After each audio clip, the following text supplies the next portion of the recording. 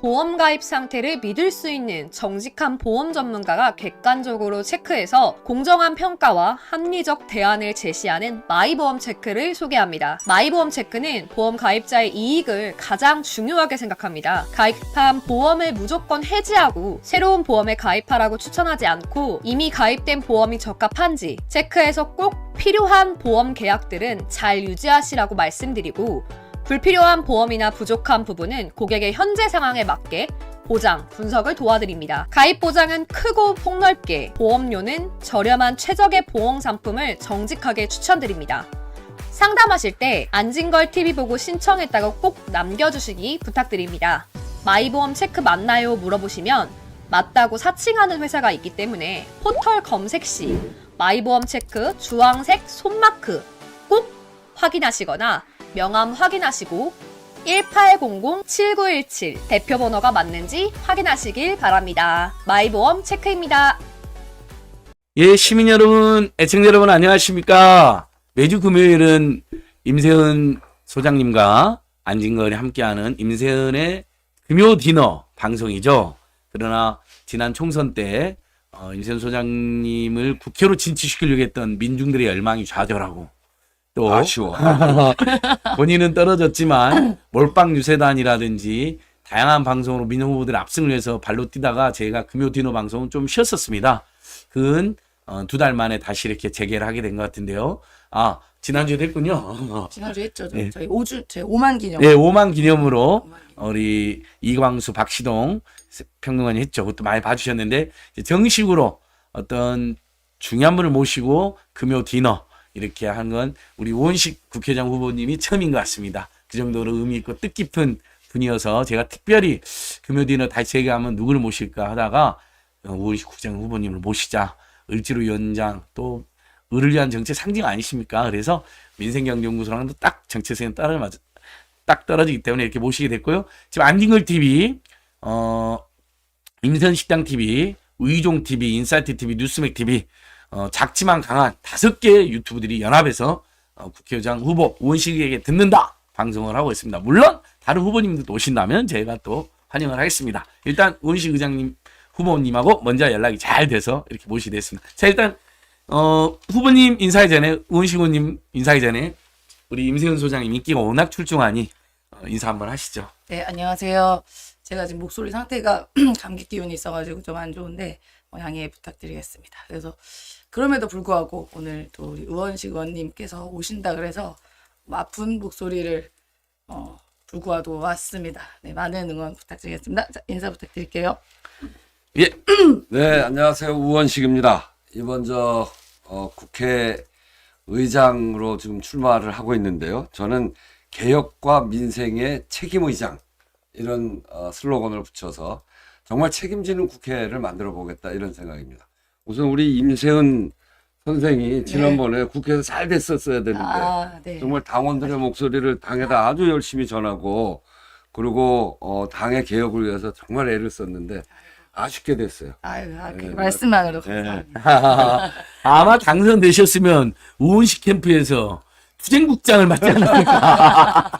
투쟁하는 국회의장, 은을 위한 국회의장. 네, 그래서 이런 여러 유튜브가 함께 이 방송을 하는데 이렇게 인사드리게 됐고요.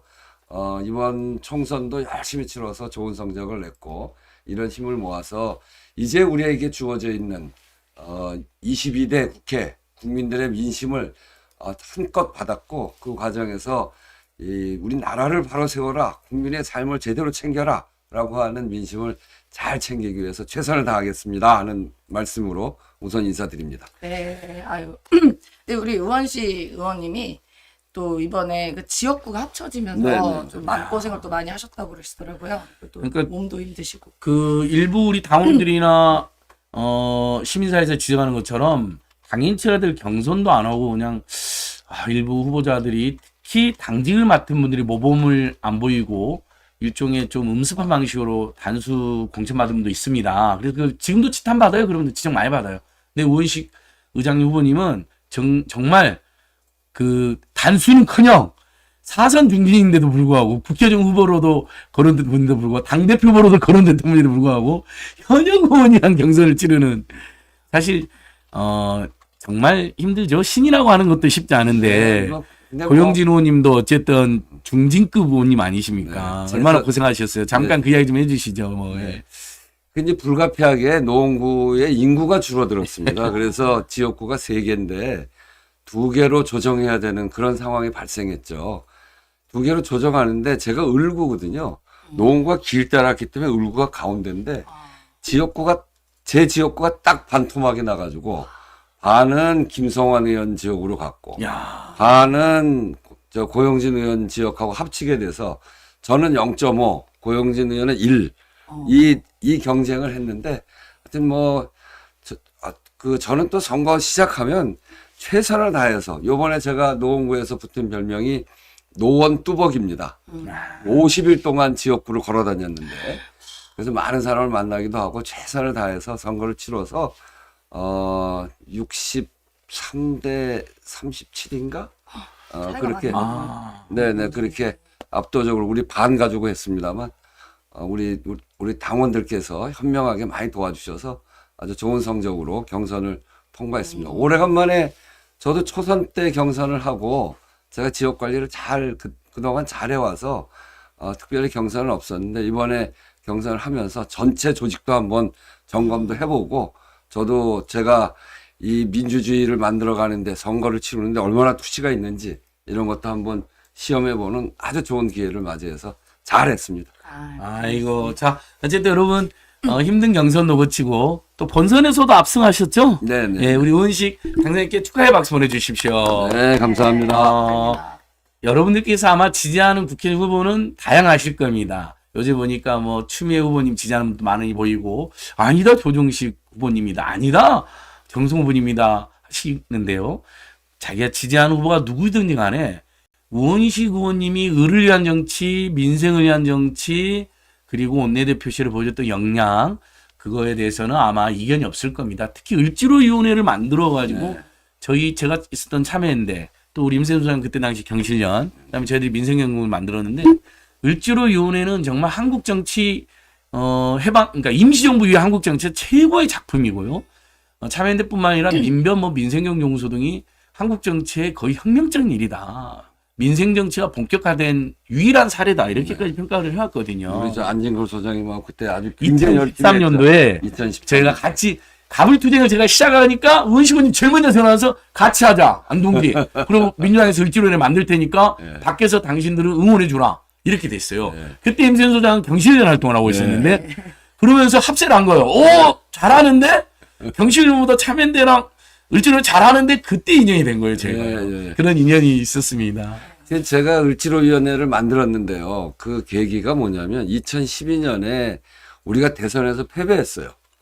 이명박 예. 정권이 아주 정말 말도 안 되는 정권이었고 국민들을 굉장히 괴롭혔는데 그럼에도 불구하고 그 다음에 박근혜 후보한테 졌죠. 네. 저도 그때 그 대선에 총무본부장을 해서 깊숙이 활동을 했는데 그 선거에서 지고 정말 잠이 안 오더라고요. 맞습니다. 왜 우리가 왜 졌을까?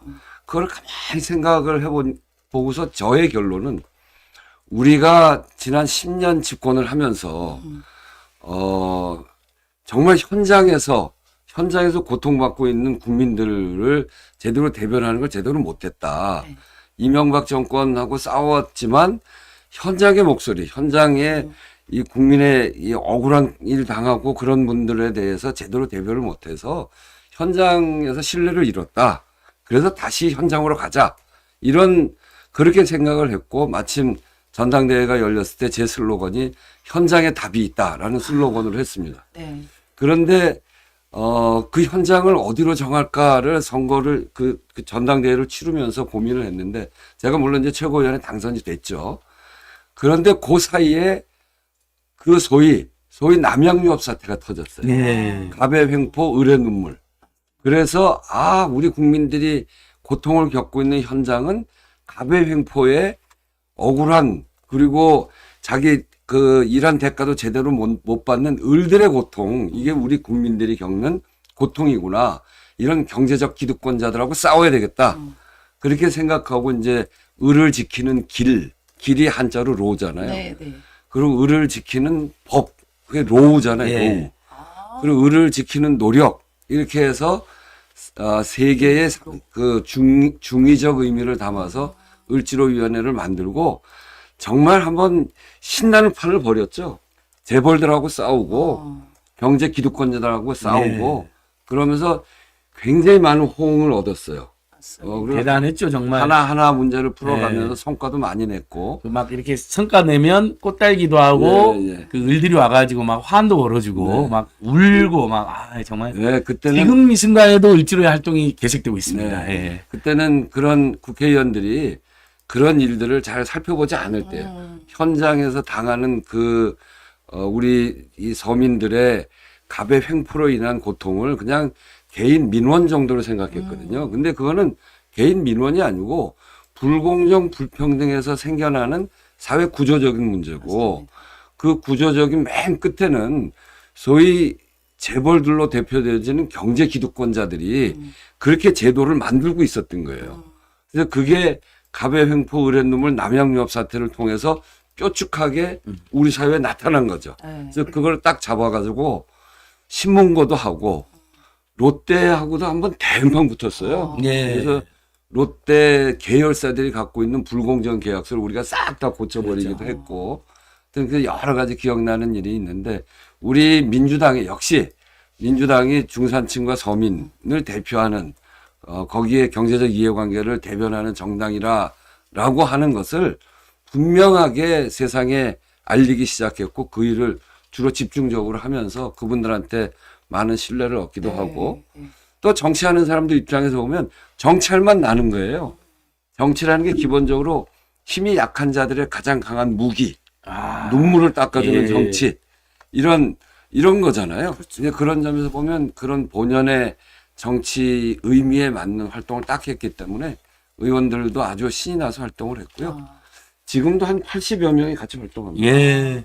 지금 을지로 사실 이렇게 내가 당하는지도 몰랐어요. 그때는 네. 예전에 이제 을들이 너무 이게 이 기득권이 공고하다 보니까 네. 당연히 내가 당해도 이게 억울한 일인지도 모르고 그리고 또 어디다 항의할 수도 없고 항의하기도 무섭잖아요.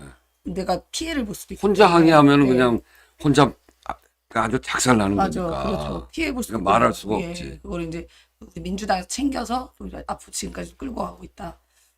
매우 좋은 위원회죠. 네. 네. 오늘 임선생 말씀해 주셨는데 당시에 이제 여러분 대표적인 사건들이 편의점주들이 너무 본사갑질이 시달리고 횡포 시달리고 수탈이 시달렸고 연속 자살한 일이 있었고요. 그때 네 분이 예, 연속. 예. 이게 편의점이 이제 이른바 가맹점 형태입니다. 그다음에 의원님 말씀하셨던 금연 남양유업 사태는 대리점. 이게 가맹점과 대리점 법으로 좀 다르거든요. 그래서 대리점 보호법, 가맹사업법이 따로 있는 거거든요.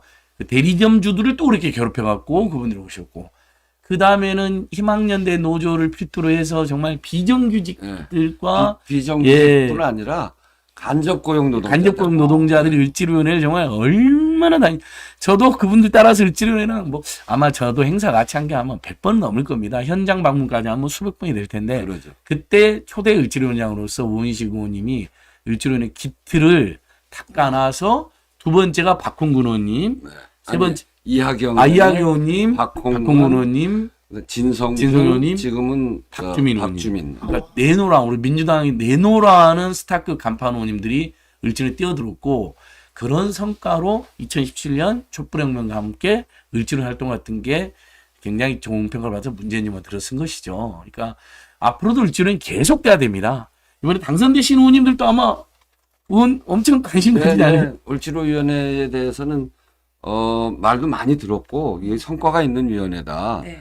사실상 제도정치권 안에서 이렇게 현장의 문제를 가지고 위원회를 만들어서 이게 우리 당의 전국위원회까지 발전된 거는 처음 있는 일이에요. 네.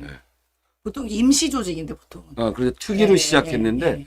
이것도 특위로 시작했거든요. 네. 근데 제가 이거는 한 사건에 관한 문제가 아니라 이런 경제적 기득권의 불공정 불평등 때문에 생겨나는 문제들을 우리가 한다. 그러니까 굉장히 많은 문제를 다루기 시작했고 제가 이제 처음 만든 초대위원장인데 3년 했어요, 저는. 네.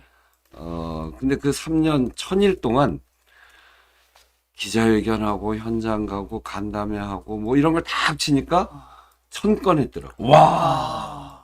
1000일에 1000건. 네. 하루에 한 건씩 다. 한 최소한. 그렇죠. 왜냐하면 그 정도로 을들이 아까 제가 방금 열어도 이제 박창진 사무장하고 되는 거 저기 정치검찰 뒷단 집에 갔는데 또 그분이 을들의 상징이었잖아요. 심지어 땅콩이에요. 정규직 스튜어드도 재벌 총수들이 그냥 땅콩양 시켜버려. 그분들 또 을지로연에 찾아와가지고 같이 그런 성과를 보여주신 분이기 때문에 제가 오늘 이렇게 초대하게 된 것입니다. 근데 이제 요즘 아주 중요한 쟁점들을 붙였습니다. 지금 저희 을지로위원회 10년 하면서 결국은 기울어진 운동장을 펴줘야 된다.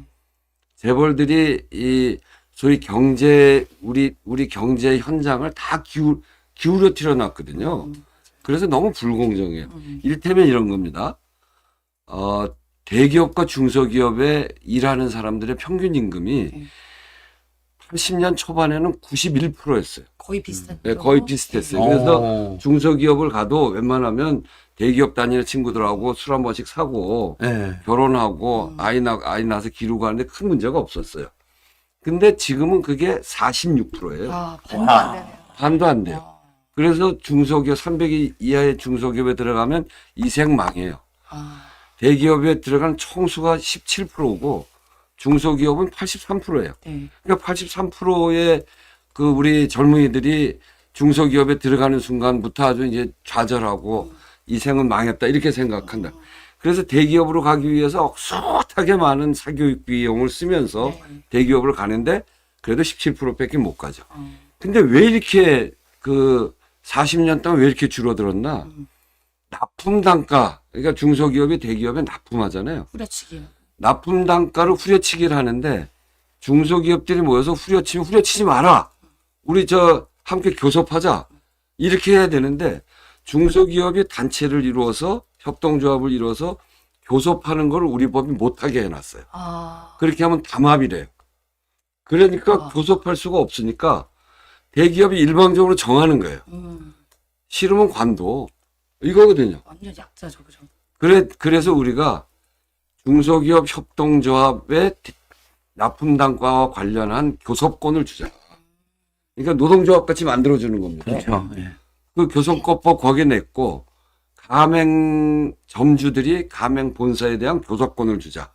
대리점 점주들이 네, 대리점 본사에 예. 교섭권을 교섭권을 주자. 주자. 지금은 요청을 해도 쌩까버려요. 흔히 말하는 그냥 외면해버려요, 여러분. 법으로 의무가 안 돼 있어가지고. 플랫폼 네. 안에 입점업체들 이 사람들한테도 플랫폼 본사와 교섭권을 주자. 이 기업의 간접고용 노동자들 네. 여기에도 노동조합처럼 이 원청과 교섭할 수 있도록 교섭권을 주자. 그게 노란봉투법이에요. 네. 이런 우리 사회에 없는 교섭권 이거를 만들어주는 것을 을지로위원회의 5대 입법과제로 지금 만들어서 그걸 적극적으로 추진하고 있고요. 그래서 얼마 전에 이거 이거가 가지고- 됐잖아요. 가맹사업법 개정안이. 가맹사업법 개정안 통과됐어요. 아직 그 시기는 안 됐죠. 본회의 통과가 안 근데 됐죠. 안 하려고 그래. 안 하려고. 예, 이것까지 해야 되는데 네, 네. 국민의힘 안 그래, 하려고 안 그러죠. 하려고. 그래서 그게 이제 국민의힘이 정말 힘이 있는 재벌들 편이잖아요. 맞아요. 그러니까 재벌들 힘들게 하는 건 안 하려고 하죠. 그래서 이거는 요번 국회에서 이제 21대 국회에서 다 못했는데 22대 국회에서 이건 반드시 통과시켜서 네. 소위 경제적 기득권의 일방적 유리함을 없애고 기울어진 운동장을 바로 펴주는 그 일이 을지로위원회의 가장 중요한 과제고 네. 우리나라 경제 민주화의 가장 중요한 과제다. 이거 확실하게 이뤄내겠습니다. 네. 야. 이게 진짜 민생이죠. 예. 이게 네, 민생이죠. 이게 민생이죠. 우리 임세훈 선생님도 대기업 정규직 사원이었는데 15년 동안 정권에서 정말 거기서도 이제 2010년 13년도에 저희 이제 참여날 경쟁할 때 만났는데 찾아와가지고 하는 게 정규직 직원한테도 갑질을 그렇게 하는 거예요. 뭐 네. 오너든 이모입니다. 그렇지. 그래가지고 그걸 당신이 익명으로 공익제보도 막 했어요. 그랬더니 그걸 색출을 해요. 그러니까 을지로에는 올 뻔했어요. 근데 뉴스타파하고 참여연대 해결이 됐어요. 을지로에 가기 전에 네, 뭐 뉴스타파 지난- 보도되면서 지난 일이긴 네, 하지만 지난 일인데 그때 그래갖고 당했다니까요. 대기업에서 그 오너 일가의 약간 그런 것들이 있어서 그걸 이제 공익 제보를 했는데 제 컴퓨터랑 뭐랑 막 다 뒤지고 저희 집까지 찾아오고 막 그런 일들이 있었습니다. 을지로로 와요, 그렇게. 그래서 을지로에 가려고 했는데 뉴스타파랑 MBC가 막 보도가 되면서 자연스럽게 유야무야를 좀 시켰던 일이 있었습니다. 의원님, 자, 이렇게 을지로연의 이야기를 들어봤고요. 예전에 아까 오시자마자 저한테 그 이야기 해주셨는데 인연이 저희가 또 있는 게 그 저희 당원들의 목소리를 듣는 그런 당에서 만든 행사가 있었습니다. 그래서 뭐 버스에서 내려와라는 프로가 있었는데 그것도 직접 이제 먼저 주선해 주셔서 우리 당원들이 어떤 목소리인지 그거를 또 만들어주는 장도 있었고요. 그리고 연초에는 지금 최해병 특검 관련해서 국회의장한테 이거 빨리 조속히 처리해라라고 저희 청년위원회에서 활동한 게 있는데 그때도 또 찾아오셔가지고 많이 또 힘을 보태주셨어요. 그때 임세훈 소장님 발언했던 것 같은데요. 아주 세게 호소력 있는 센 발언. 국회의장님 이러시면 안 됩니다. 네, 이러시면 공범으로 의심합니다 저희가 막 이렇게 아, 얘기했죠. 그런데 그런 압박 이번에 통했어요. 물론 부드러운 호소도 필요하지만 때로는 센 압박도 필요하잖아요. 그 이렇게 당원들이랑도 그렇게 가깝게 많이 소통하시잖아요. 그 얘기도 잠깐 하시면서 자연스럽게 윤석열 정권 이번 총선 의미까지 이야기해 주시면 좋을 것 같아요. 네, 하여튼 뭐 소통하고 당원들의 이야기를 당이 많이 듣고 또 거기에서 길을 찾아가는 게 우리가 해야 될 일이죠. 그래서 지난번에도 우리 당의 당원존에서 했잖아요. 네, 맞아요. 아주 그때 센 발언들을 하셔가지고 네.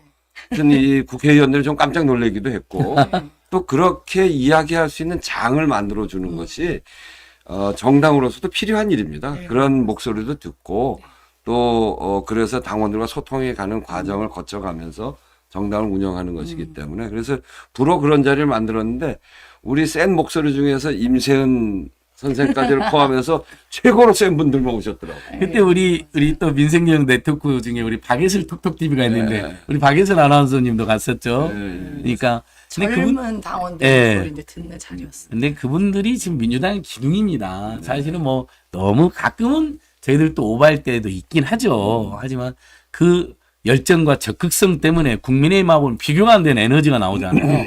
기자회견이나 우리 무슨 집회로 하면 요즘은 촛불 집회나 시민 집회라도 민주당 지지자들이 거의 대부분입니다. 옛날엔 진보정당 지지자들이 많았잖아요. 아닙니다. 요즘은 민주당 지지자들이 훨씬 더 적극적으로 행동합니다. 이건 을지로연의 출범 전후랑 비슷하게 민주당이 굉장히 서민과 중산층과 민주주의를 위해서 행동하는 정당으로 승화 발전했다. 저는 이렇게 보고 있습니다. 그리고 네. 말씀하십시오. 제가 궁금했던 게 이번에 이제 최해병 특검 처리 과정이 어쨌든 되게 조마조마했었어요. 야. 그 과정 어떻게 된 건지 한번 좀 듣고 걱정했죠 많이들. 그러니까 이제 드라마틱하게. 김진표 의장께서는 계속 합의하라고 네, 그랬죠. 맞아요. 합의하라고 했는데 합의가 안 되는 걸 어떻게? 음. 근데 사실은 김진표 의장이 많이 비판받은 거는 합의가 안 되는 걸 자꾸 합의하라고 해서 시간이 끌리고 또 어떤 건 처리가 안 되는 경우도 있고 그런 것 때문에 굉장히 비판받았는데 요번엔 그래도 많은 당원들이 거기에 대한 문제 제기도 하고 또 요번에 국회의장 나가는 후보들이 거의 같은 목소리로 똑같은 소리를 냈어요. 이거 해야 된다. 예. 원래 국회라고 하는 거는 이 투표를 통해서 확인된 민심을 그대로 반영해가는 그런 국회가 돼야 되는 것이지. 요번에 선거를 치르면서 이채양명주에 대한 국민적 분노가 얼마나 큰지. 그거가 결국은 이런 선거 결과를 낳은 거 아니겠어요? 네. 거기에 최해병 문제가 아주 중심적인 문제고 국민의 네. 여론조사를 해봐도 절대 다수가 예. 원하고 있는 건데 그걸 우리 국회가 안 하면 되냐. 특히 벌써 이태원 참사가 벌어진 지가 얼마가 됐는데 예. 또 이 특별법이 올라온 지가 벌써 8, 9개월 이렇게 되는 건데 요번 21대가 끝나는 상황이고 어제 처리를 못했으면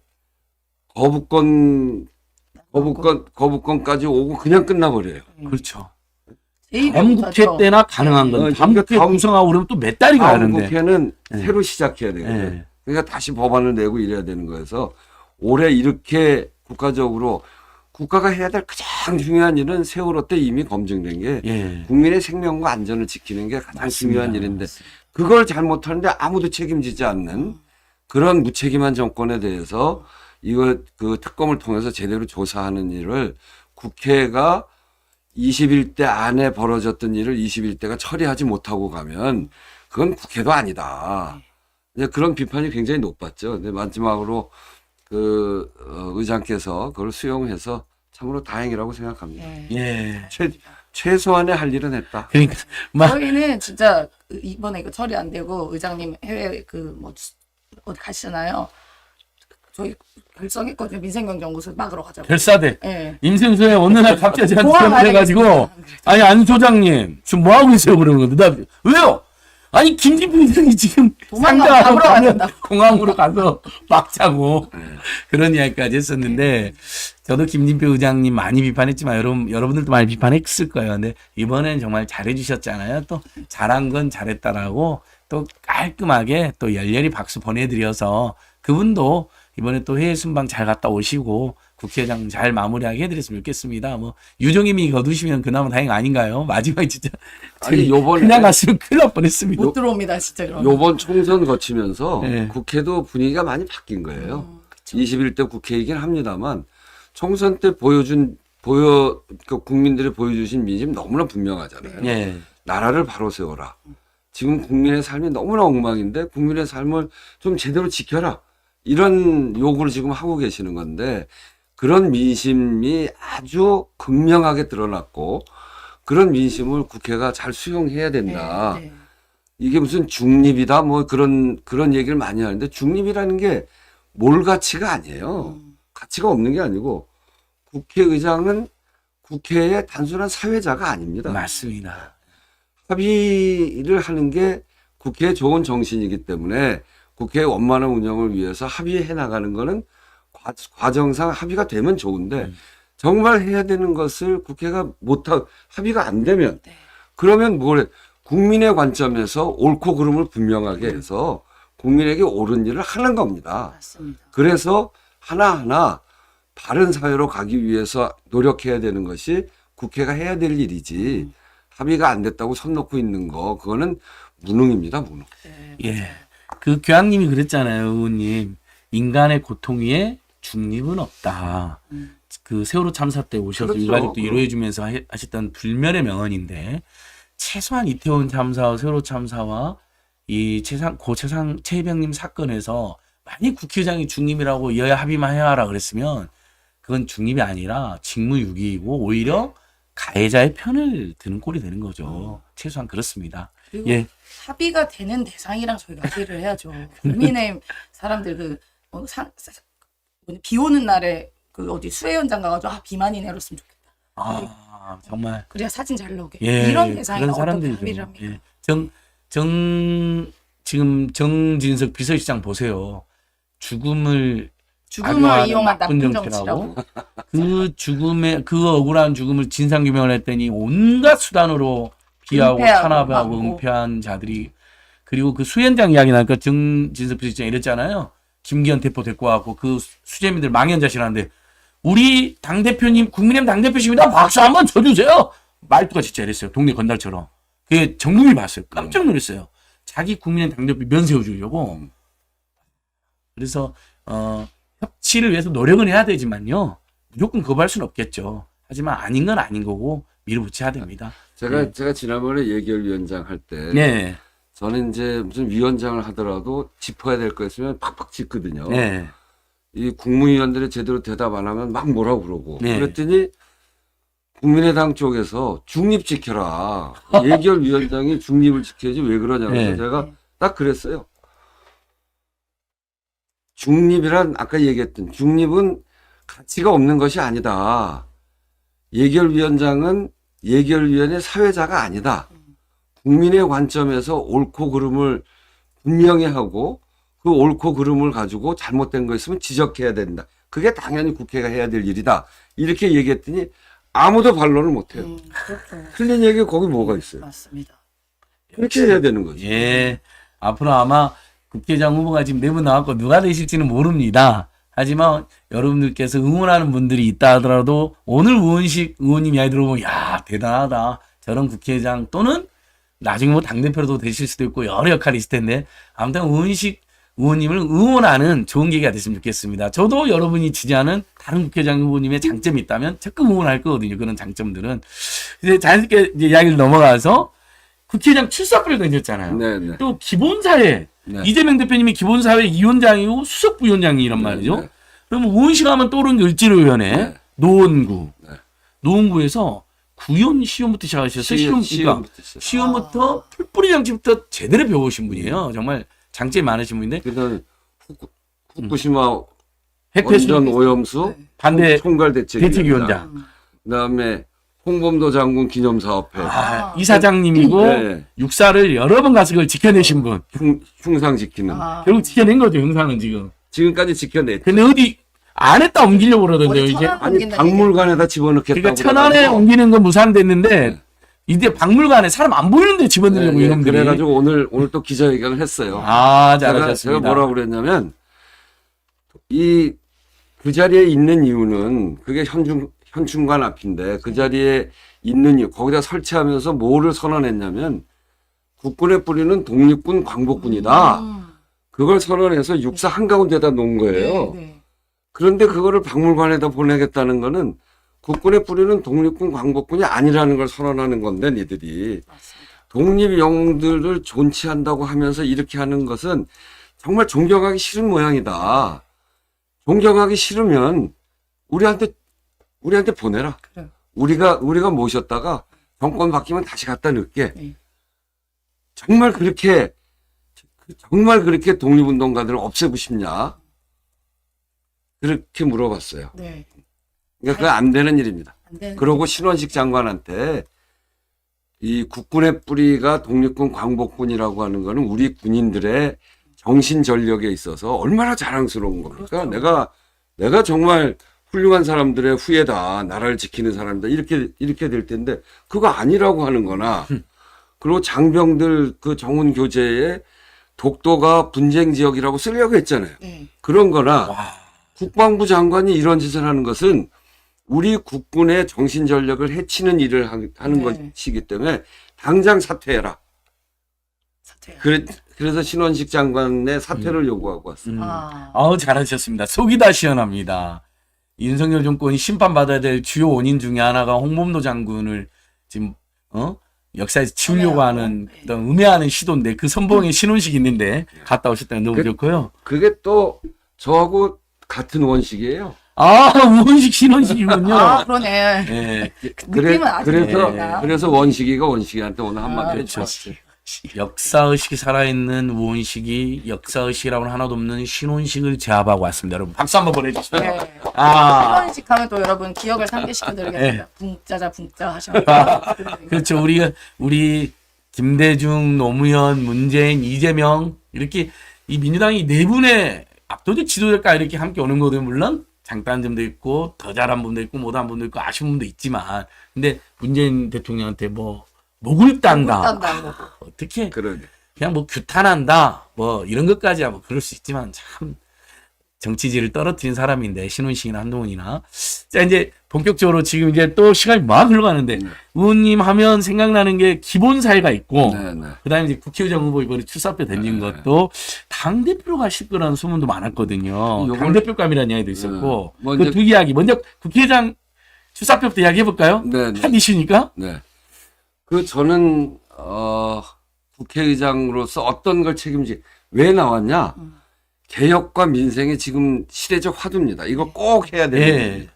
근데 그 개혁은 저로서 이건 민주주의를 세우는 일인데 후쿠시마 원전 오염수가 나왔을 때 그때 그걸 막으려고 이재명 대표 단식이 유명한데 그 앞에 15일 동안 제가 단식을 했어요. 아, 맞아요. 네. 맞습니다. 그래서 그거를 막으려고 최선을 다하면서 윤석열 정권하고 싸웠고 요번에 홍범도 장군을 지키기 위해서 정말 혼신의 힘을 다해서 싸우고 있고 앞으로도 싸울 일인데 이렇게 해서 정말 우리의 민주주의 그리고 우리의 나라꼴 우리의 정체성 이런 것들을 지키기 위해서 그동안 충분히 활동했고 앞으로도 활동해 나갈 그러려고 마음을 단단히 먹고 있습니다. 특히나 을지로위원회와 같은 그런 소위 경제 기득권들 재벌들하고의 싸움도 제가 전혀 마다하지 않고 싸우는 사람인데 그런 개혁의 과제가 지금 우리 정치에 아주 중요한 과제입니다. 예, 맞습니다. 우리 추미애 대표가 이제 개혁을 많이 얘기하시는데 아마 우리 이번에 나온 후보들 중에 이런 개혁을 가지고 전면에 서서 했던 걸로 보면 저하고 추미애 저 대표 두 사람이 아닐까. 자타가 그런 고민하는 거죠. 예. 그렇게 하고 투쟁 현장 또 윤석열 정권의 악정 폭정에 가장 맞서 싸운 건 이재명, 추미애, 우원식 이분들이죠. 일단. 예. 그리고 이제 거기에 민생 국민의 먹고 사는 거를 제대로 챙겨라라고 하는 건데 저는 그야말로 몸덩어리 자체가 민생 아닙니까? 을지로위원회를 만들어서 11년 동안 하고 그리고 이재명 대표가 기본소득 이야기하는 거를 기본사회라고 하는 네. 그런 좀 확장된 개념으로 기본소득, 기본주거, 기본금융 이걸 기본으로 한 예. 기본사회. 이게 우리가 이제 굉장히 기술 발전도 되기도 하고 지금은 저 불공정도 굉장히 심해가지고 모든 부가 재벌 대기업으로 다 몰리고 있고 네. 또 로봇도 많이 생겨. 전 세계에서 10,000명당 로봇이 제일 많은 나라가 우리나라예요. 아. 그래서 노동자들이 제일 많이 쫓겨나는 나라예요. 로봇 선진국인데 노동 후진국으로 될 수도 그렇죠. 있겠네요. 완전히. 그러니까 이 네. 돈벌이 된다고 사람 대신에 로봇을 다 넣어서 전 세계 10,000명당 로봇 대수가 가장 많은 나라가 우리나라가 돼 있어요. 예. 그만큼 일자리가 부족한단 말이에요. 그렇죠. 그렇게 되면 그 다음에 우리가 그런 것들이 다 합쳐져서 출생률이 전 세계에서 가장 낮은 거예요. 네. 0.57 뭐 지금 아, 그렇잖아요. 0.6도 깨진 이거 정말. 6일이었는데. 그것도 깨졌어요. 예.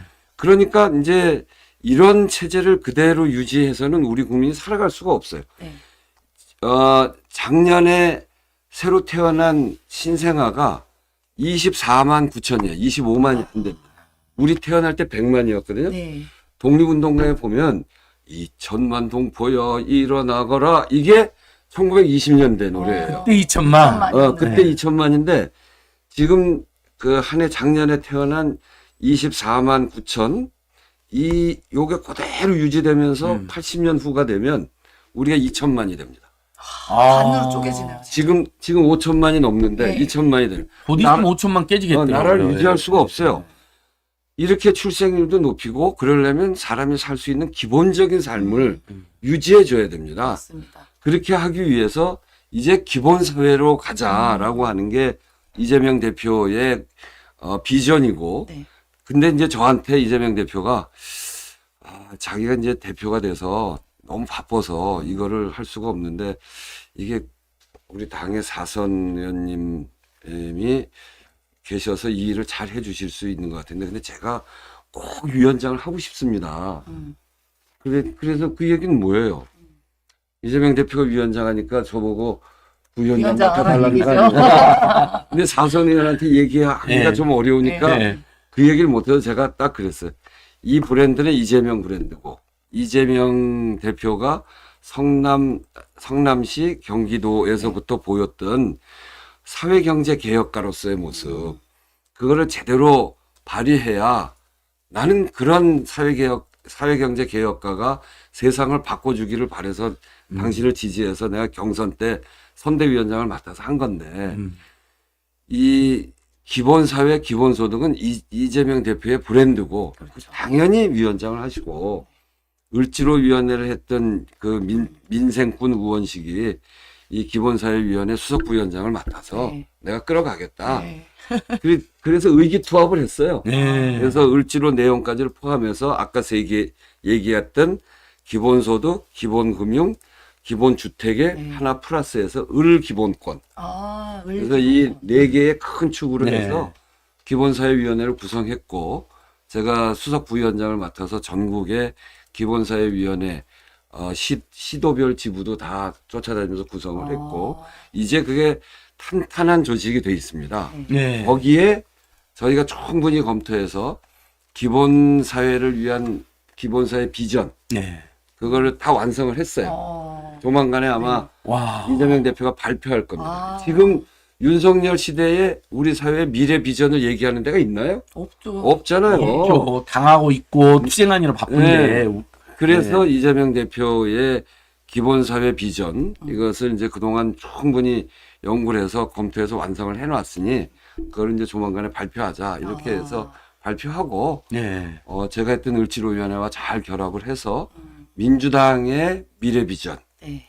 그거는 저 우원식한테 맡겨주십시오. 아, 야, 큰 박수, 여기서 박수 한번 해야 네. 됩니다. 왜냐면, 여러분, 우리가 윤석열하고 싸워서 언젠가는 뭐 여러 표현이 있죠. 하야든, 퇴진이든, 탄핵이든, 또는 조기 종식이든, 3년은 너무 길다. 뭐, 이런 건 이것대로 해야 됩니다.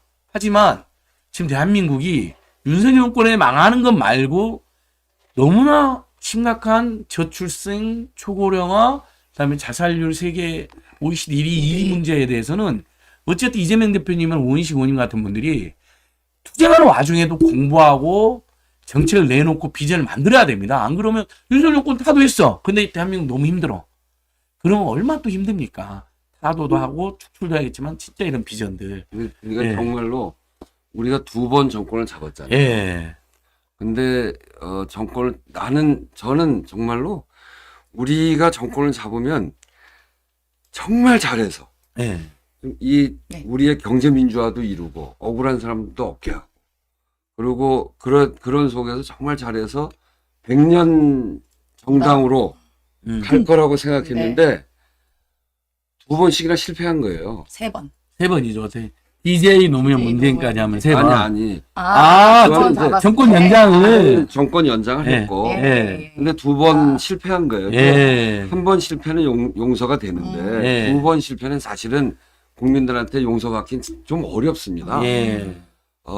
특히나 탄핵으로 만드는 국민들이 맞습니다. 노력해서 만드는 정권인데 5년 만에 그걸 다시 정권 민주당 할 말이 없어요 국민들한테. 예. 근데 윤석열이 이번에 너무나 엉망으로 해서 우리한테 네. 다시 줬는데 시험대 위에 올라선 기회예요 지금. 네. 이 시험 다시 신뢰를 회복해야 되는데 다음에 이재명 대표가 나간다고 하더라도 윤석열하고 붙는 게 아니거든요. 그렇죠. 그러니까 우리가 집권을 하면 우리 사회를 어떻게 이끌고 가겠다라고 하는 확고한 비전이 있어야 됩니다. 맞습니다. 사실 그 전에 그런 비전이 부족한 거 아니겠어요? 아니면 실행이 잘 안 됐든지. 그런데 이번에는 사회경제개혁가 이재명이 기본사회 비전을 확실히 만들고 을지로위원회로 민생으로 똘똘 뭉친 우원식이 거길 뒷받침하고 이렇게 해서 우리 사회 비전을 제대로 만들어서 국민들에게 희망을 주면 네. 성공할 수 있죠. 맞아요. 요번엔 다시는 예. 그런 절대 실패를 반복하면 안 돼요. 그러니까 국회의장 출사표와 기본사회 구현을 위한 출정 이게 일침의 한 길이네요 지금 그럼요, 보니까요. 그럼요. 거기다 윤석열에 대한 대응 네, 같은 그러니까 이제 것까지. 요번에 네. 국회의장의 역할로서는 민주주의를 훼손하는 거에 대해서 단호한 태도를 보여야 되고요. 예. 또 하나는 그 단호한 태도를 뒷받침하는 거는 거부권 정국이잖아요. 예. 계속 윤석열 네, 거부하고 네. 있는데 새로운 그 국회에 들어서서 그 거부권을 계속 당하고 있으면 안 되는 거예요. 거부권을 하는데 정말 민주당이 땀 흘리면서 열심히 국민들도 설득하고 또 그거를 뚫고 나가려고 하는 노력도 열심히 하고 그렇게 해서 결국은 국민들이 공분하고 압박을 가하고 이렇게 해서 그렇게 되면 지금 그 국힘 안에는 윤석열 대통령 지난번 국힘하고 좀 다른 거는 여기 국회의원들의 임기는 윤석열 대통령 임기보다 길어요. 그렇죠. 예. 그리고 공천권 때문에 떨 필요가 없어. 네. 예.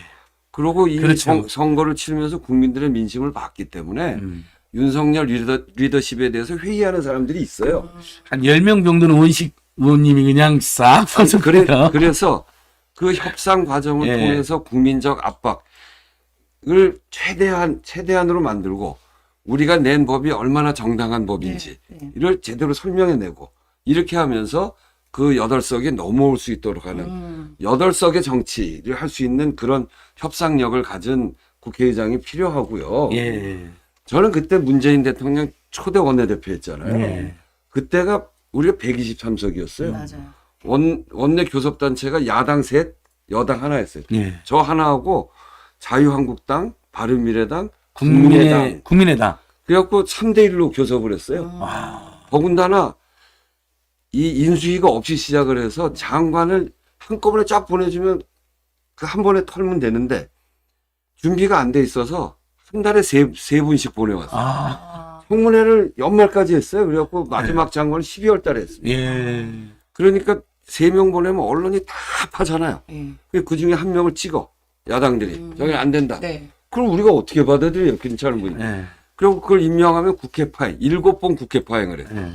그런 속에서 정부 조직해 나가는데 첫 번째 표결이 총리 인준, 그 다음에 헌법재판소장 인준, 대법원장 인준, 추경 인준, 정부 조직법 인준, 그 다음에 마지막 본 예산을 표결해야 되는 네. 이 과제를 싹 해치웠죠, 제가. 이야. 성공적으로. 그러니까 이런 중간에 예, 어려움이 굉장히 예. 많아서 때로는 제가 울컥하기도 했고요. 예. 꼭 해야 되는데 약속을 다 해놓고 안 하니까 정말 열통이 터져서 열통 터진 정도가 넘어서 울컥해지더라고요. 뭐 그런 일도 네. 있었고 그랬지만 결과적으로 다 해결을 했죠. 그런 협상력이 있는 의장이 뒷받침을 해서 네. 원내대표가 협상을 잘할 수 있도록. 또 하나는 을지로 기본사회와 같은 민생 비전을 가지고 이재명 대표와 함께 이 민생 비전을 계속 국민들한테도 호소하고 또 알려나가고 하는 그런 실력과 추진력이 있는 국회의장이 돼서 민생에서 크게 성과를 내야 됩니다. 그래야 국민들이 효능감 있는 국회 맞아요. 이렇게 돼야 우리의 실력을 인정받는 거예요. 예, 좋습니다. 자, 임세훈 소장님 하라는 국회의장은 어떤 분인지 생각하고 계세요. 네. 또 저번에 이재명 대표랑 한번 간담회할 때 사이다 발언만 했었고, 우은식 의원님하고 간담회할 때도 사이다 발언했는데, 이른바 적극 개혁 발언했는데, 임세훈 소장님 말하는 국회의장상 어떤지 한번 들어봐야 되지 않겠습니까? 그러니까 지금은 저 위기의 시대잖아요. 어떻게 보면 윤석열 정권이라는 그런 위기, 그러니까 어떻게 보면 거악과 이제 대치를 해야 되는데 그 동안에 국회가 사실 무시를 받았어요. 윤석열이라는 이 정권에 거부권 말씀하신 거부권 이야기도 완전히 있고, 국회 개무시당했죠. 예, 그리고 삼권 분립을 계속 훼손하는 여러 가지 일들이 있었습니다. 그리고 욕도 있잖아요, 욕도. 그 말 하려고 그랬어요. 왜냐하면 지금 바이든 날리면 사건 때 예. EXX라고 했습니다. 예. 근데 그게 한국 국회라 그랬어요. 미국 국회가 아니고 한국 국회가 그랬더니, 네! 한국 국회라 그랬으면 그 XX입니다. 당시 국회의장님이요 대통령실 쫓아가야 됩니다. 어떻게 국회를 이 새끼라고 하냐. 그리고 사과를 무조건 받아냈어야 됐어요. 그런데 무슨 시정연설인가 할 때 왔었습니다. 저는 그 자리에서 사실 국회의장님이 지난번에 한국 국회를 EXX 한 거에 대해서 국민께 사과하고 국회에 사과하라 라고 이야기를 했어야 됩니다. 그런데 하지 못했죠. 그래서 이런저런 일들이 쌓이다 보니까 이제 국민이 이 국회의장과도 국회에 대한 여러 가지 그 답답한 면이 좀 있었던 거예요. 그래서 저는 그 답답함을 해소할 수 있는 의장님 되었으면 좋겠고, 그리고 이재명 대표 좀 수사하면서 국회를 여러 번 침탈을 했어요. 예. 민의의 어찌 전당인 국회를 의원실이랑 국회. 검찰이 사람들까지. 그렇게 다 뒤지고 다니는데 어떻게 국회의장이 가만히 계시면 안 되죠. 거기서 나를 밟고 가라 라고 해야 되는 게 아니겠습니까? 그런 액션이라도 보여줘야 우리 국민이 진짜 너무 억울하다. 저 거하게 맞서지 못하는 국회 답답하다는 얘기를 안 듣지 않을까. 야, 우리 헌법에 국회가 입법권을 갖게 돼 있어요. 그렇게 규정돼 있어요. 예. 그러니까 법을 만드는 권한은 국회가 하는 거예요. 근데 국회가 정말 고민하고 상의하고 해서 법을 통과시켜서 보냈는데 대통령이 거부한다. 맞았어요. 입법권의 침해예요. 이거는 상권 분립을 해치는 일이죠. 이게 정말 국민들이 납득되는 정도의 거부를 해야 될 사유가 있다면 모를까. 네. 그건 정말 흔치 않게 해야 되는 거예요. 왜냐하면 예. 국회에서 충분히 논의를 한 그럼요. 거거든. 국회에 법 전문가들도 다 있고요. 네. 다 그래서 다른 법하고 충돌되는지 다 보고 법을 만드는 거거든요. 근데 그래서 이 거부권이라는 걸 아주 제한적으로 사용하는 겁니다. 맞습니다. 근데 벌써 몇 개예요. 9번. 그러면 이거는 입법권의 침해 아니에요. 그럼 예. 국회의장이 얘기해야 돼요. 그렇죠. 예. 얘기해야죠. 상권 분립을 훼손하지 마라. 네. 국회 헌법이 보장한 국회의 입법권을 침탈하지 마라. 네. 그 얘기해야죠. 해야 됩니다. 근데 그걸 안 하는 걸 보고 저도 진짜 답답하더라고요. 네. 예. 그리고 말씀하신 그런 국회의원 그 사무실이나 뭐 네. 국회를 침탈하고 압수수색을 마구 들어오고 네. 제 집 드나들듯이 막 그렇죠. 다니잖아요. 민주당 납세역 강성의원 입틀막 해버리고 국회 들어올 때는 정말 이거는 이 민의의 전당이기 네. 때문에 그렇게 막 내버려 두면 안 되는 맞습니다. 거예요. 그래서 그런 점들에 대해서 국회의장이 자기 역할을 제대로 해줘야 됩니다. 맞습니다. 아니, 또 우리 임생 선생님 사이다 발언한 와중에 블루드래곤님이 임생식당 TV랑 이중 시청 중입니다. 안중현 TV랑 그리고 우리 대박영선 TV는 을지로위원회 을들의 희망이었지요. 축복사랑님 박예슬 톡톡 TV 구독 좋아요. 오랜만에 의원님 오니까 저희 동지들이 막 곳곳에서 막 몰려 의원님 응원하는 글들이 지금 줄을 잇고 있습니다. 오늘은 이제 50분이 넘어가는데요. 그래서 벌써 됐네. 어떠세요? 지금은 5월 16일 날 국회의장 선거를 한다고 되어 있던데요. 네, 네. 주로 오늘 이 방송에서 말한 내용으로 지금 이제 당선자들이 뽑는 거죠. 그렇죠. 이번 의원들이 뽑는 게 그렇죠. 아니고 171명 현재 우리가 111명이잖아요. 네 분은 진보정당으로 돌아갔으니까 111명 지금 이제 국회의장님들도 후보들도 이렇게 선거운동을 하나요? 당선자들 중심으로. 아니, 그런 네. 거죠. 예. 지난번에 이제 더민주 혁신회의에 제가 좀 참석을 했는데 그때 다 오셨어요. 저분이 더민주혁신회의 핵심입니다. 더민주혁신회의의 상징, 상임운용위원. 그리고 임세훈 소장 손들면 다들 긴장해요. 네. 너무 또 사이다발이 나오니까. 근데 거기 가셨다면서요? 네, 다 그래. 오셔가지고 여러 비전도 이야기 많이 해주시고 제가 민생경제연구소에서 더민주혁신회의 2차, 3차 모임을 갔거든요. 우리 공동소장님 상임운영위원이니까 그 자리에서 저는 뒤에서 더민주혁신회의 분들의 민심을 읽어버렸어요. 네, 네. 네 분 중에 네. 칭찬이 네. 네 분 중에 칭찬이 우원식 의원님이 조금 많긴 하더라고요. 디프레잖아. 이건 디프레 제가 들었으니까. 제가 근데 이제 우리 시청자님들 네. 또 그리고 우리 권리당원 이런 이분들한테 조금 섭섭해요. 왜? 뭐가 섭섭하냐면 네. 개혁의장, 혁신의장 이야기하는데 네. 추미애 대표만 얘기하는 게 좀 섭섭해요. 이게 이제 지금 이제 나와 있는 사람들의 네. 개혁, 혁신 이런 얘기는 그 사람이 이제까지 과정에서 어떻게 살아왔는지 네, 그걸 보면서 얘기해야 되거든요. 맞아요. 그런 점에서 우원식을 보면 이 소위 경제적 기득권을 쥐고 있는 재벌들하고 제가 엄청나게 싸웠습니다. 을지로위원회 하면서. 네. 제가 이제 가장 깊이 이 소위 재벌들한테 가장 깊이 당하는 사람인데 그렇게 싸웠죠. 후쿠시마 때 아무도 나서지 않을 때 혼자 나서 15일 동안 단식했죠. 홍범도 싸움은 제가 얼마나 열심히 합니까?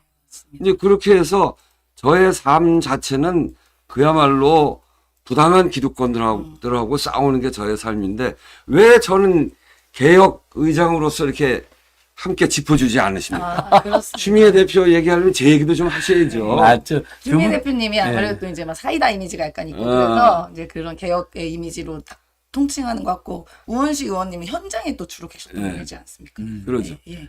그리고 이제 거기다 민생의장까지 네, 네, 네. 함께 포함해서 우리 저 시청하시는 분들이 잘 살펴서 앞으로 그런 글도 좀 써주시면 감사하겠습니다. 네. 개혁 의장 이야기할 때 우리 우원식 의원님 예. 얘기도 하나 좀 덧붙여 아니 주십시오. 그런 거 있는데 추미애 대표님이 최근 한 2년 동안 촛불 집회나 시민 집회를 또 많이 오셨어요. 그것으로 어떤 당원분들한테도 또 이렇게 응원을 받는 면이 있는 것 같아요. 그래서 대표님께서도 이제 의장이 되시면 쉽지는 않지만 사실 근데 길거리 투쟁은 의원님도 엄청 많이 후쿠시마 하셨죠. 핵폐수 반대 집회, 그럼. 그다음에 홍범도 흉상짓기, 아니 제가 육사 앞에서 벌써 몇 번을 봤는데 아니 그것만입니까? 광화문에서도 뵙고 을지로 할 때 을지로는 뭐 하루에 한 번꼴로 간접 고용 노동자들 예. 전광판 위에서 그 농성하고 그럴 때 그 전광판 위까지 올라가고 그랬어요. 아, 거기 저 지금도 기억납니다. U+ 비정규직 노동자들이 어디였죠? 제가 전광판에 올라가는데 무섭더라고요. 저도 한번 올라갔는데. CNM은 예. 시청 앞에 프레스센터 앞에 있는 케이블 방송국, 예. 예, 케이블 방송들. 예. 거기 이제 사다리차 네, 네. 그거 타고 올라가죠. 근데 예. 저도 고공공포증이 있어가지고 무겁겠다. 밑을 내려다보면 예. 막 무서워서 서 있지를 못하겠어. 근데 그때 터득한 건데 먼 데를 보니까 괜찮습니다. 거기서 도봉산 보니까 괜찮더라고. 무서워요. 저도 한번 갔는데 그냥 이렇게 봤을 때는 그냥 사다리차가 이렇게 올려 보내주니까 근데 전광판이 있는 것도 무서운데 올라갈 때가 저는 겁이 나더라고요. 저는 출렁다리도 잘 못 건너요. 아니 사이다 인생이신 줄 알았더니 그런 또 소녀 같은 올라가는 건 좀 그런 소녀 같은 또 두려움이 있었군요. 땅에서 싸우겠습니다. 우리 땅에서. 열무님께서 와 기본사님과 열무님께 슈퍼챗도 쏴주셨고요. 특히 기본사님은 개혁의장 민생의장 우원식 화이팅 이렇게도 해주시고 좋습니다. 응원해주시면 임세은 TV에서도 맹꽁이님 임세훈 좀 꼭 국회로 입성하시고 응원합니다. 예. 근데 저는 하나 아쉬운 게 있어요. 그러니까 이게 뭐 관례인데 그 의장님을 하시게 되면 보통은 다음번에 이제 국회의원 선거 안 나가시는 게 관례잖아요. 그러면 이제 만약 의장님 하시면 다음번에 안 나오시는 거예요. 그건 이제 지금 얘기하는 건 적절치 않고 예. 이런 거 하나 할 거예요. 저는 네. 국회의장이 되면 국회의장이 국가서열 2위잖아요. 네. 예. 국가서열 1위는 대통령이고 그렇죠. 대통령이 뭐 민생 챙긴다 그러면서 가는 현장들이 있어. 근데 그거는 진짜 민생 현장이 아니에요. 네. 저는 국가서열 2위로 그 사법부를 대표해서 정말 고통받고 있는 을들의 현장을 갈 거예요. 아. 그래서 아. 국가서열 1위와 2위가 예. 명확하게 대비되어져서 예. 가짜 민생, 진짜 민생으로 네. 우리 민주당의 노선이 어떤 건지를 극명하게 대비되도록 그런 것도 해볼 생각. 맞습니다. 맞습니다. 그건 국회의장님이 좀 국회 안에만 있으라고 의장님이 아니잖아요. 힘들어요. 민의 전당이지만 고통받는 민생과 억울한 민심 있는 곳에 가서 일종의 출장 국회의장 개념, 아, 그럼. 현장 국회의장 개념 너무 좋네요. 이건 박수 한번 보내야 됩니다. 이건 다른 후보님들도 이건 배우셔야 됩니다. 진짜로 너무 좋고요. 우리 BOUT 일킴님이 이재명이 열린 캠프 총괄선대위원장이셨던 오이시원님 화이팅. 이제 계속 이제 여기저기서 막 지지글이 올라오고 있는데요. 네, 저희도 네. 이제 우원식 의원님 정도 많으시고 추진력도 임세식당 있으신 TV에서도 인싸 TV에서도 네. 글이 많이 올라오고 있습니다. 네. 임세용 모처럼 저 금요 디너 했는데 우리 애청자님께서 한 말씀 해주신 이제 마무리하는 그냥 의원님 포부 듣고 마무리할 건데 그 전에 요즘 근황이라든지 어땠는지 고통 속에서 사셨다는 소문이 있던데. 아이고, 그 얘기 이제 근데 그래도 더 몰빵 유세단 하고 방송에서 민화 압승해서 하고 어제도 스픽스에서 가서 김진표 부장이 민심에 무릎 꿇었다고 방송 한 몇만 명 보시던데 네, 네. 그 이야기도 좀 해주세요. 왜냐하면 다들 응원 많이 하시니까. 제가 그 전에 한마디. 예. 네, 네. 제가 정치를 하면서 처음 시의원 나가서 떨어졌고요. 아, 그 다음에 시의원을 했고, 예. 그 다음에 구청장 경선 2번 나가서 떨어지고, 두 번이나 어. 예, 국회의원 공천 1번 떨어지고, 예. 그래서 네 이제 번. 한 번 더 떨어지면 안 한다고 해서 17대 국회의원 경선에 나가서 당선이 됐어요. 아. 그래갖고 국회의원이 됐는데 18대 때 또 떨어졌어요. 아. 그거는 선거 나가서. 5번. 그래서 제가 11번 그런 선거를 했는데 그중에 5번 떨어지고 6번 됐어요. 요번에 아. 22대 국회 당선되면서 이제 50%를 막 넘었는데 네. 제가 그렇게 현장으로 가고 힘있게 활동했던 그 근거는 앞에 5번 중에 4번 떨어진 것 때문에. 아. 그러니까 젊어서 네, 네. 실패하는 거는 왜 저 다 약이라고 그러잖아요. 맞습니다. 이게 정치도 처음 나가서 떨어지는 게 아프고 정말 속이 쓰리고 그런 건데 그걸 통해서 우리 국민들의 어려움을 좀 더 많이 이해하고 그렇게 하면서 탄탄히 쌓으면 훨씬 강력한 정치인이 돼요. 아, 맞습니다. 뭐 저도 이번에 만약에 뭐 어리버리 됐었으면 또 수업하는 중요하죠. 네, 어리버리 됐었으면 또 그게 정말 그 더 크게 성장 못하고 한 번 하고 마무리됐을 것 같은데 저도 또 배우는 계기가 됐고 오히려 시간이 이제 많이 생겨서 공부도 더 열심히 하고 또 우리 시민들 현장에도 가는 그런 사람이 되도록 하겠습니다. 더민주혁 신회의가 참 좋은 조직인 것 같아요. 그래서 민생경제연구소 일도 많이 하셔야 되지만 더민주혁 신회의를 중심으로 해서 민주당을 좀 더 강하고 그냥 좀 더 유능하게 만들고 정말 민심을 제대로 반영하는 그런 치열한 정당이 되는 것을 해줬으면 좋겠고요. 이제 두 분이 마무리 말씀하시면 될 것 같습니다. 네, 네. 예. 특히 의장님 후보시니까 마지막에 뭐 시민들께 뭐 당부나 호소 말씀 또 개혁 의자. 당선자들께도 당선자들이 이번에 저희 안진걸 TV, 임세식당 TV 왔다 가신 분들이 당선이 많이 됐어요. 지금도 보고 계실 수도 있습니다. 네, 어쨌든 이제 제가 앞에서도 말씀드렸듯이 이번 국회가 시험대 위에 선 그 기회이기 때문에 기회를 잘 살려서 다음 대선에 우리가 승리하려면 이 시험 때 시험을 잘 통과해야 됩니다. 그렇게 하려면 성과를 내야 되거든요. 성과를 개혁, 그러니까 민주주의 개혁과 국민들의 삶, 민생에서 성과를 내야 됩니다. 민주주의 개혁은 민주주의에 대해서는 단호함이 있어야 되고요.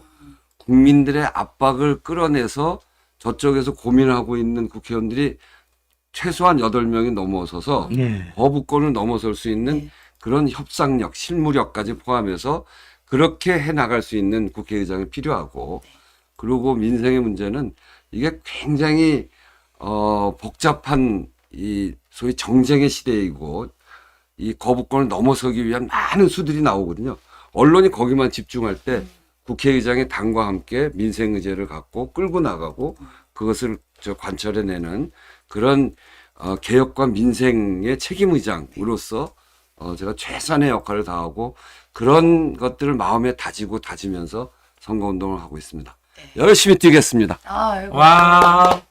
자, 지지하는 후보가 누구시든지 간에 민주당의 그 네 분 국회의장 후보님은 훌륭한 면이 많고 장점이 엄청 많습니다. 우리는 장점 중심으로 또 서로 이렇게 적극 응원해 주고 선의 경쟁하면 좋을 것 같고요.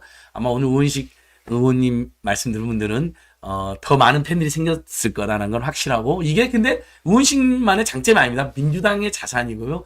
이재명 대표하고 또 엄청난 동지 아닙니까? 끝까지 또 이재명 대표님을 중심으로 재집권할 때 우원식 의원님이 살아온 삶과 정견이 어마어마한 힘을 발휘할 거라고 저는 믿고, 자, 임생생이 총괄 마무리 발언하고 바로 방송 마무리하겠습니다. 예, 뭐 오늘 말씀 많이 해주셨는데 그동안에 있었던 일들을 다시 이야기하시면서 저도 기억이 다시 났어요. 그래서 개혁 의장으로서 뭐 아마 추미애 대표님도 얘기하셨겠지만 이건 약간 행복한 고민 아닙니까?